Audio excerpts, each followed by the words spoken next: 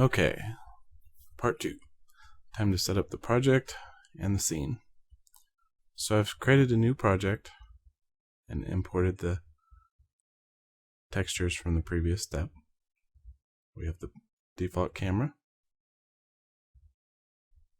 Our scene view gives us a little preview of the camera. Nothing to see yet. I'm going to just save the scene. Call it the scene.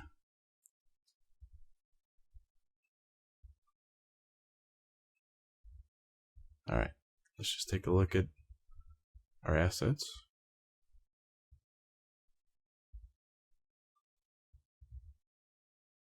Okay, so here are our brushes. They all have the default import settings. Let's change it to what I need it to be. I'm going to use advanced so that the pixels are readable and writable. That'll give us access to their brush texture. It needs to be a 4-channel PNG and apply the changes. You need to set this for all the textures, all the alpha brushes. RGB, alpha RGB 32, and make sure that on each one it's made readable and writable so we have access to the pixels.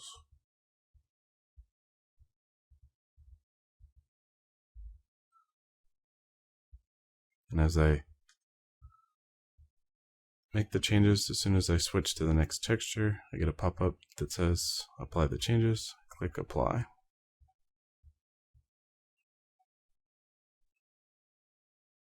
I'm just using the defaults for everything else.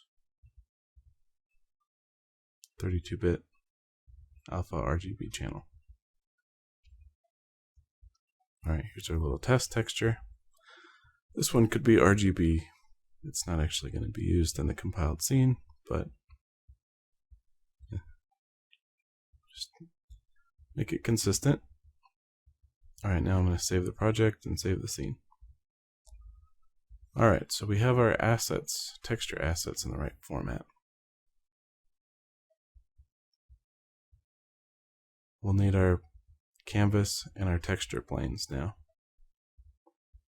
Just create a default plane, select it, hit F2, and rename it.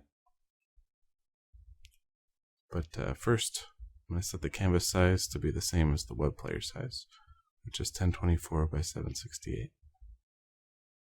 So this will be our canvas plane.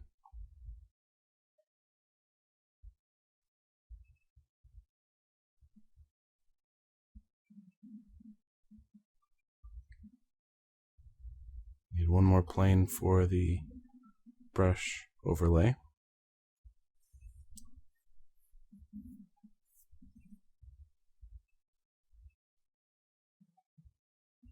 So set it to 100 by 100 for now.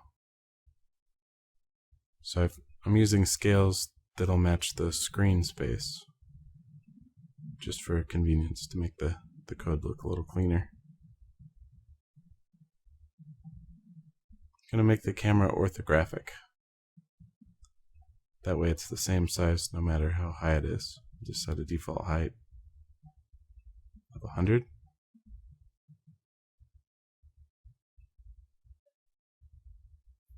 Now I need to make the camera face the canvas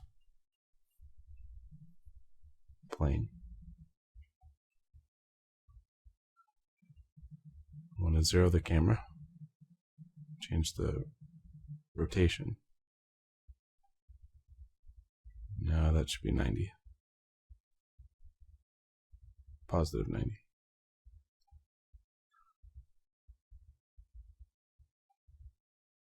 But if you don't know what values to put in, I can always just select the camera and in the scene view, rotate it to get a better idea. Select the rotation tool, rotate it. Yeah, it's supposed to be positive 90.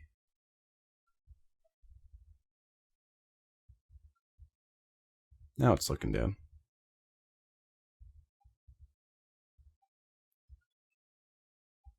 Okay, it's having a hard time seeing something because the orthographic size is so small. And we haven't set a material yet. So let's create a canvas material and a brush material. That way we can use the textures we've created to see something.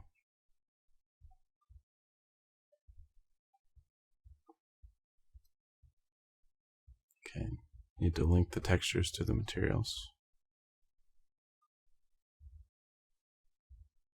Okay, we'll start with our test material, test texture. Set a default brush.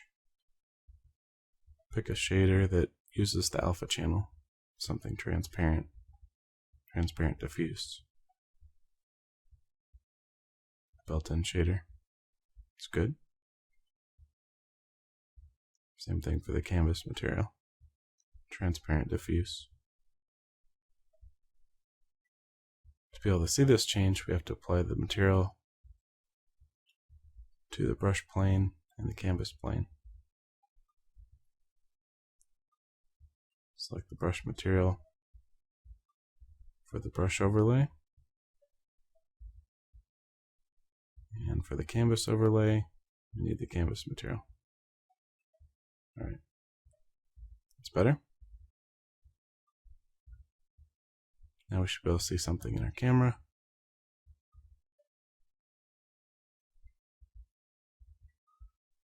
Need to turn on a light so it's not so dark.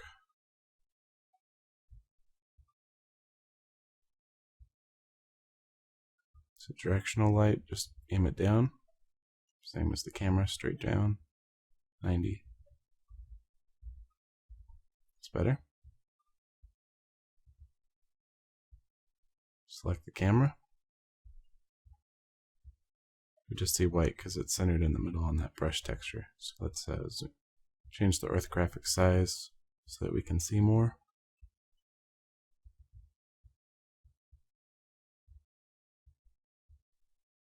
By the way, the texture on the canvas, even though we use 1024 by 768, it's going to use a power of 2. So actually, that'll be important later. So 1K square texture. Alright, and the arrow's pointed down. That's the wrong orientation. I want the arrow pointed up, so we just need to rotate.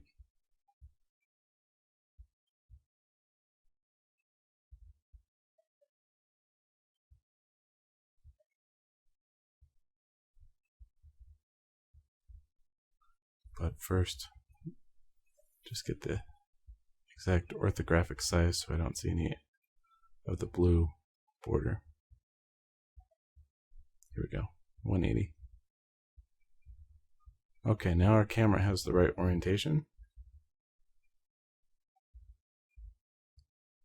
Our brush has the right orientation. Save the scene and save the project.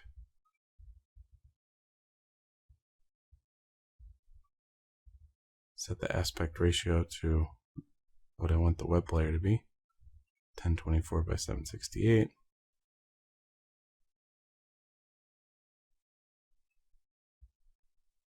Just change the build settings to, I know it's going to be a web player, so I'm going to switch platforms to the web player.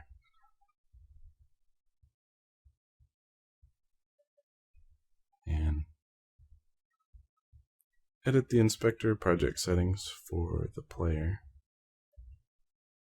I don't want a context menu, and this is where I put 1024 by 768. Alright, that'll be our size on the page. Save the scene, save the project.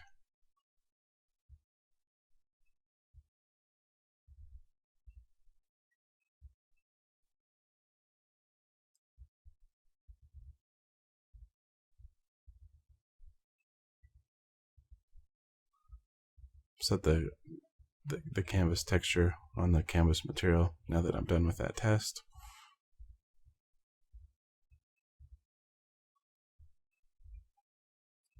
Okay, we also want a script. So I'm going to add the paint script, a C# script. that we'll use later.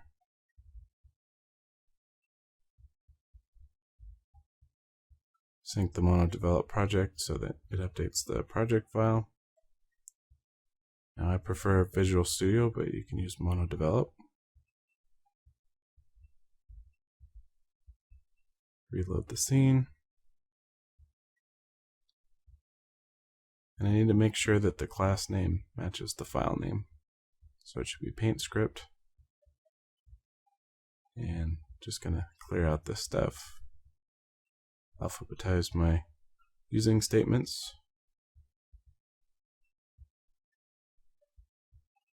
And make a PaintScript and just add some regions for what's coming next.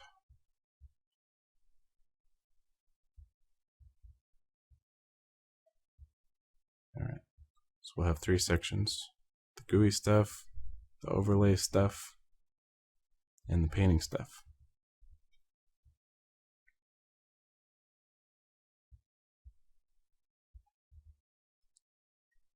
Alright, now that we've saved our script, we want to attach the script to a game object. I'll just attach it to the camera. So I select the camera and the inspector, and then I can just drag the script onto the camera. And for now, save the scene, save the project. Now our scene is set up, and we're ready for the next step. Okay, next up, we will start scripting.